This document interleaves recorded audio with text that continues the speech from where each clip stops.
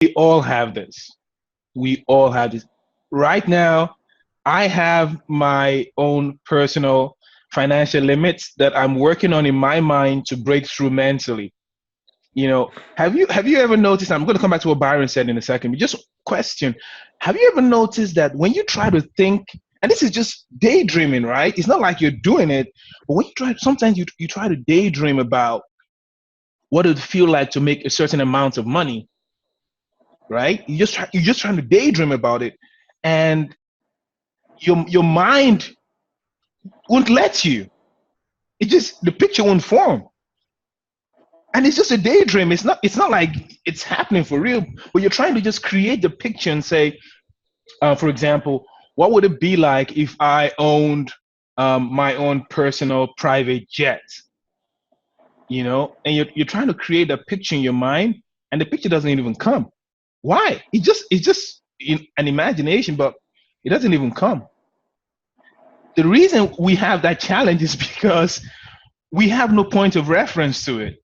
Like like I often tease the restaurant where I have breakfast at work.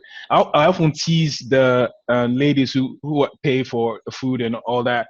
Sometimes they make a joke and they mention a certain amount of money. So for example, if the breakfast is $10 or whatever, $5, and you say, okay, so how much do I owe you? And they'll say like 5,000, you know. Hmm. And then I would say, if you sell $5,000, wouldn't you pass out? I would tease them like that, and they will start laughing, because for a lot of them, they've never held $5,000 at one time, like at one time in their hand. It's never happened, right? So to visualize it becomes a big challenge. So what do?